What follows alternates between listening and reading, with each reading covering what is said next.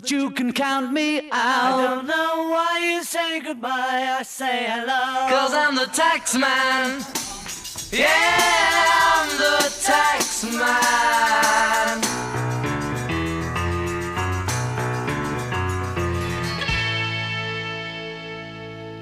Welcome back to our discussion on why the Beatles broke up. We've already discussed 4 reasons, and we've got 6 to go. So the next one I want to discuss is band dynamics. And some people have suggested that at the end, these guys just didn't get along anymore, didn't like each other, and needed to go their separate ways. And let's look at some of these reasons.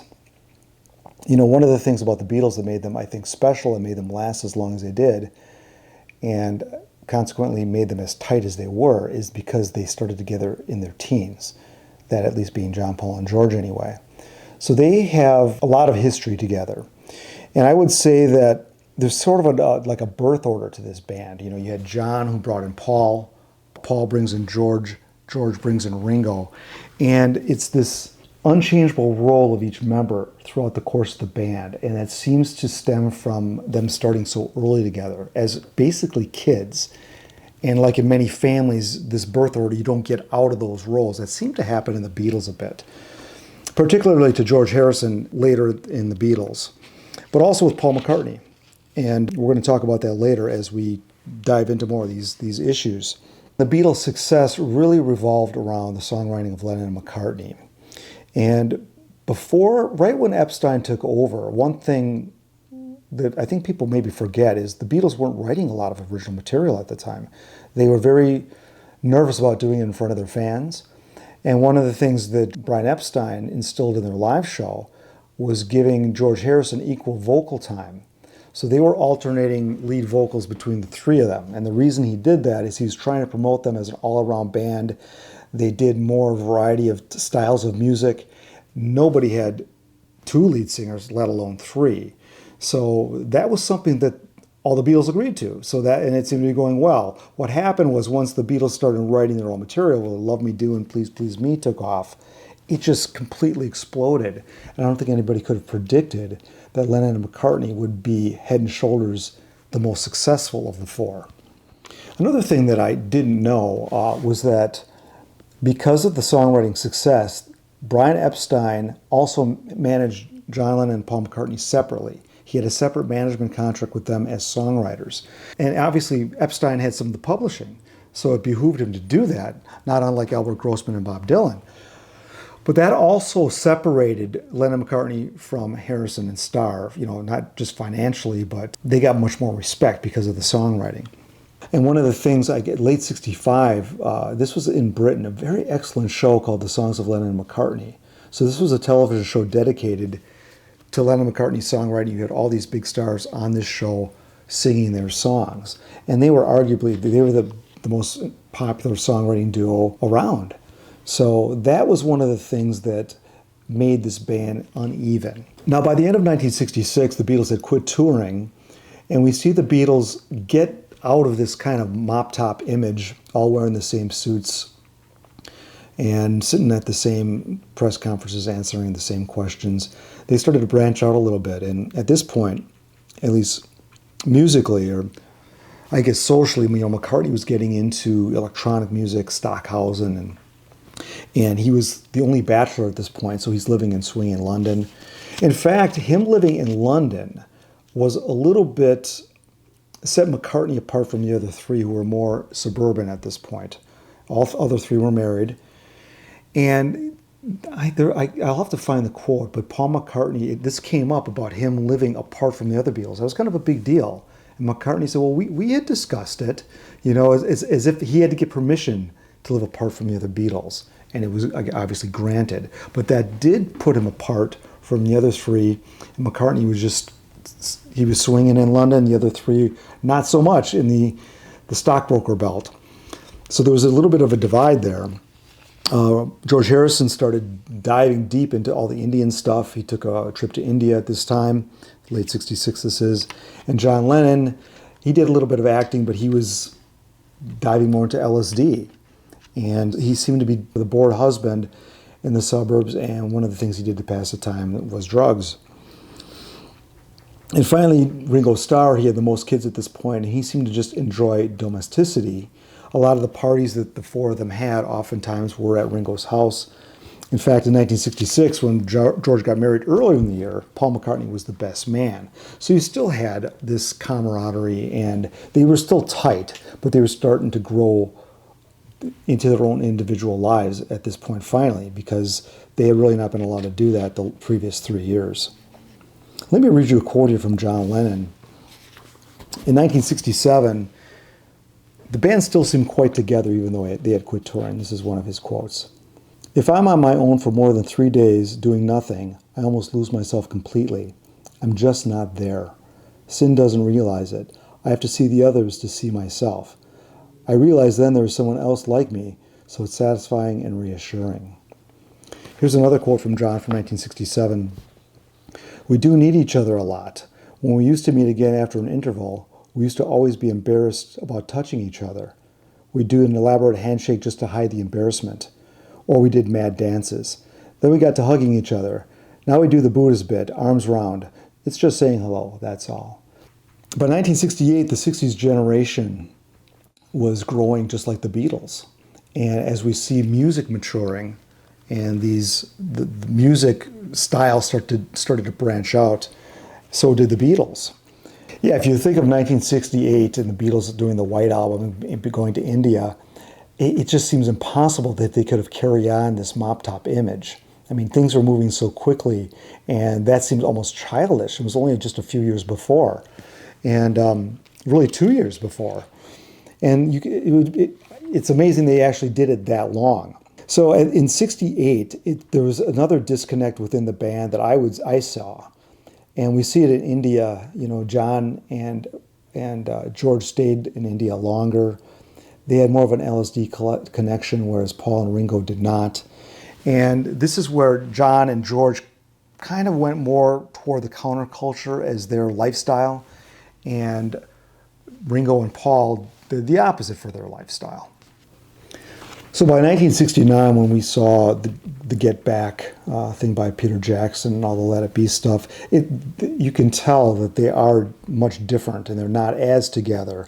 You know, Paul McCartney, he's the arranger of not just the songs, but the ideas of the ideas behind the album. And this is where he gets that bossiness tag on him. George Harrison becomes a bit passive aggressive. Lennon is dabbling in different drugs now that is taking him away from the band. And Ringo seems to be the balancing force. You know, he seems to be the guy that can hold those three other big egos together. You know, he recognized the other three Beatles, the writers as he called them, as they branched out into more spiritual and musical territory.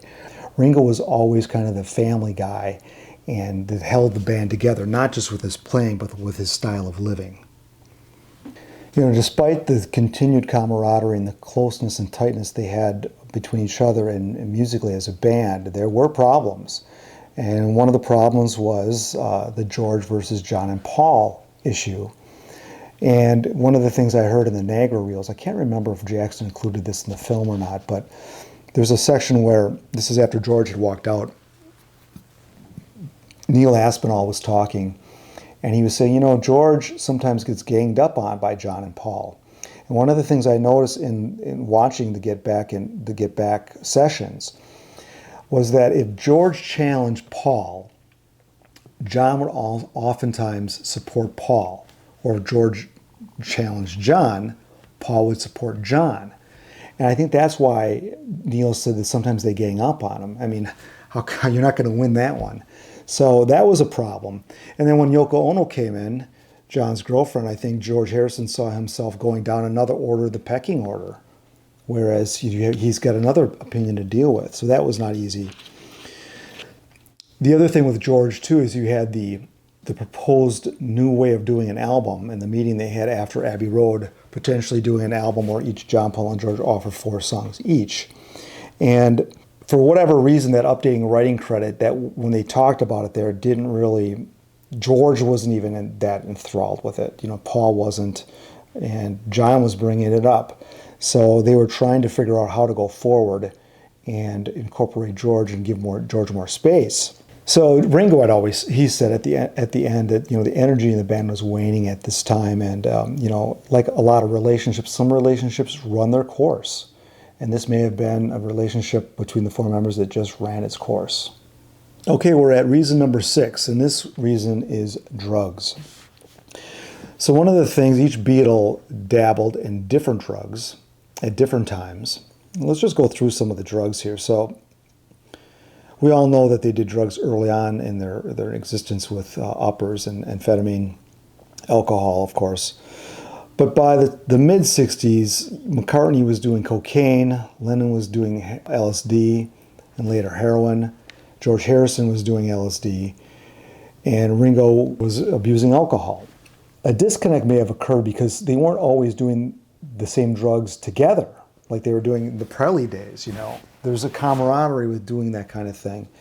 And for example, like during Sgt. Pepper, when Lennon was doing LSD, and Harrison may have been abstaining, and McCartney's doing cocaine, there is a disconnect between members there. So that can cause some problems. John Lennon blamed his and Yoko's heroin use on, quote, what the Beatles and their pals were doing to us.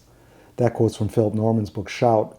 John Lennon, he always claimed to have used the most drugs in the band, that he needed more. And heroin was a different drug.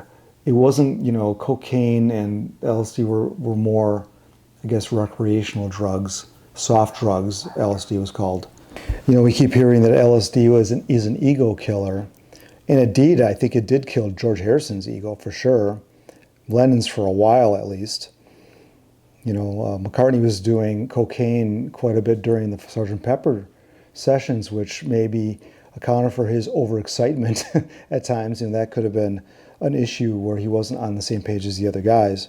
Cynthia Lennon had said that the last period with John Lennon was difficult because he was using drugs to the point where he was not being rational.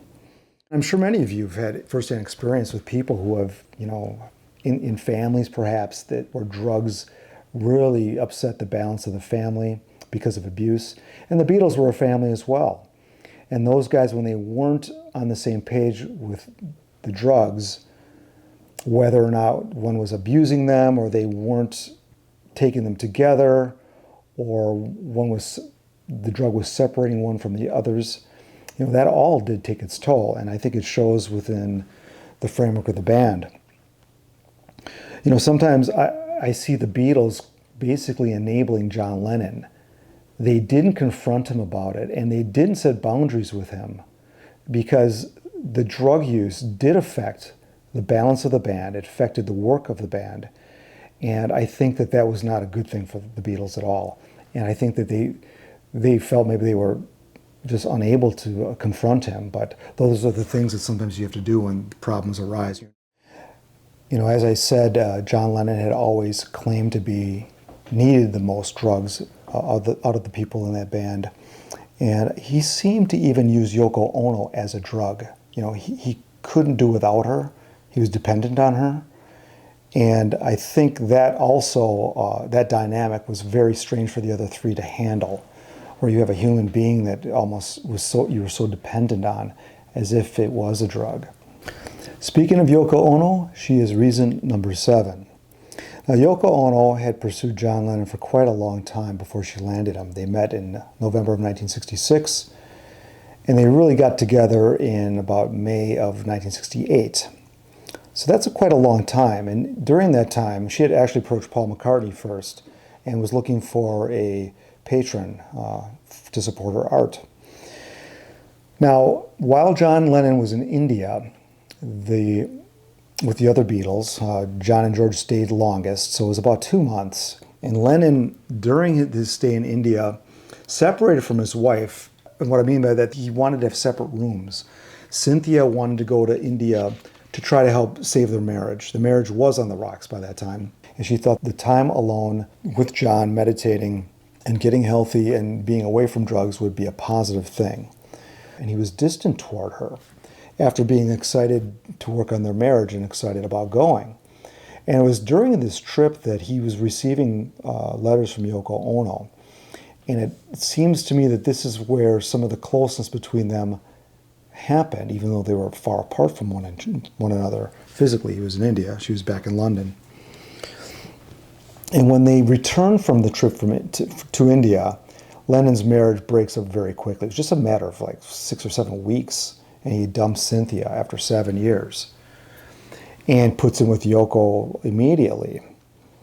And he breaks up the marriage with Cynthia rather cowardly. He sends Magic Alex to give her the news, which wasn't very manly.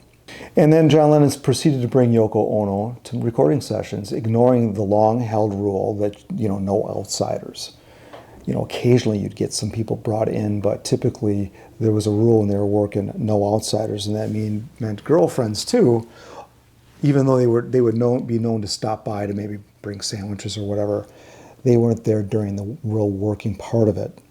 Now, when he brought her into the studio, George Martin said, "I don't think I was ever introduced to her," which is strange because he was an important part of the recording process, and to have her there without an introduction is just very odd. John did want her there, obviously, but that's contrary how he treated other women that the other Beatles brought around. It was different with Jane Asher, and there was an instance with Peggy Lipton, who happened to be with the other Beatles. She was dating Paul McCartney, Peggy Lipton from the Mod Squad.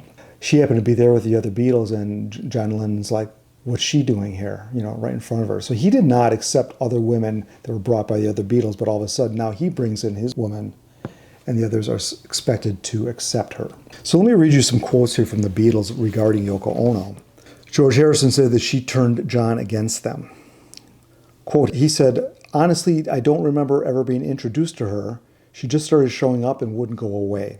He called her a witch, and that she was the bearer of bad vibes. And, this was another opinion Harrison had to deal with. He had a hard enough time getting hurt, and now Yoko was there speaking for John in many cases. Paul McCartney had confided to Cynthia that John was bringing Yoko to recording sessions and that he, George, and Ringo hated it. That's from Cynthia's book. Paul McCartney is also speaking openly about how difficult it is to write with Yoko around, and that was caught on the Get Back, the Negro reels at that time. So my opinion has always been, with regard to John Lennon and Yoko Ono, not clearing this with the band first and just bringing her in. It was just disrespectful to the band. And Yoko was infringing on the most exclusive fraternity ever, and these things do matter when you're creating music. So let's talk about the power that she had over John. She had a lot of influence over him. And when she entered the scene, John changed a lot. This is where John the genius came from. You never really heard John calling himself a genius before this. This idea of being a tortured artist, that was new. This was picking up on her type of art, the avant-garde art.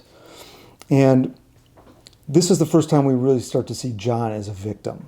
And John started to separate, the Sgt. Pepper era, where the Beatles' work was considered to be art. Pop music was considered to be talked about as a worthy art form, which was a big deal.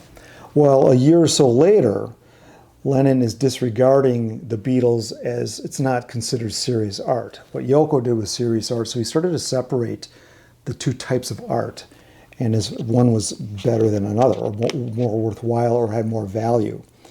And that was the art that Yoko was doing. As John Lennon and Yoko Ono started pursuing art together, they did this with the help of heroin. And you can see how if you're doing the same drug together, creating the same thing, you're kind of on your own trip. And that was a disconnect from the other Beatles.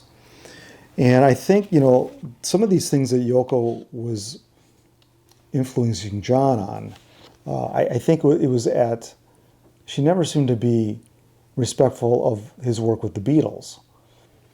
And I think she bears some accountability for leading him in that way, leading him too far. And he was just too willing. She could have possibly said, "Well, John, it's great that you're loving what I'm doing and we're doing this together, but you've got these other guys over here that need you as well. So how are we going to do this?" Some things are just simply bigger than relationships. And the Beatles were bigger than the relationship of John and Yoko. Although John and Yoko didn't see it that way.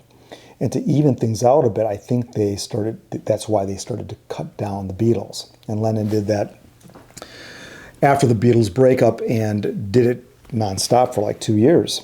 And, there was really no cutting him down to be smaller. It's just how it was. But John and Yoko felt that they were as important as the Beatles, or John thought Yoko's art was as good as the Beatles. And I think that Yoko didn't do anything to dissuade him of that. And I think that Yoko was the catalyst of a lot of these ideas of leading John too much. I mean, she probably could see it. I mean, he was clearly gaga, and he did everything. He followed her every lead, it seemed. And as great as that may have been for the both of them, she could have said, well, hey, John, you got this other thing going on. I'm very flattered that you're appreciating my art and pushing it and want to be with me. But the Beatles are a big deal too. I never got the feeling she ever did anything like that. I've never heard her say a good thing about the Beatles while the Beatles were a band. So I think that she bears some responsibility in leading John in that way, because John maybe wanted to be led, but led he was. So on September 20th, 1969, I think it was the day that the Beatles signed the new contract with Capitol for a higher royalty rate. John Lennon quit the band. He said, I want a divorce. And that had to be a very strange thing for the other three to hear right when they signed the new royalty rate. Because, I mean, why couldn't you just stay with the Beatles as well? You could have been married to her and do all kinds of things with Yoko Ono separately from the Beatles and still be a Beatle. There's no rule that says you had to pick one or the other. And so far as I can tell, Yoko didn't really convince him to stay with the band. So, that's one of the things that Yoko Ono's really had to fight against is this. She's never come across as a Beatle fan. And she didn't seem to respect the Beatles. And that's why fans have been so hard on her. One of the things about Yoko Ono that I admire about her, actually, we know she's not very cuddly, all right? She didn't bother dolling herself up in the 60s with mini skirts and hairdos and makeup and all that. She stayed herself. She could have done that, which may have made her more palatable for the general public. But that's the choice she made. She took a different artistic road, and I think she paid a bit of a price for it. But I mean, she is her own person, so that's one of the main things that makes her unique. It's not fashionable these days to assign any blame to Yoko Ono with regard to the breakup of the Beatles, as if she is beyond criticism, her influence or her work. And I think that it's pretty clear that she was well aware that this band was on the brink of breakup. And to suggest that her influence didn't have something to do with that, I think is willful delusion. I think she was complicit in leading John away from the band, and the way she behaved, she seemed to be threatened by the other Beatles. The Beatles allowed Yoko into their inner circle, and she did not show much grace or dignity by showing them respect.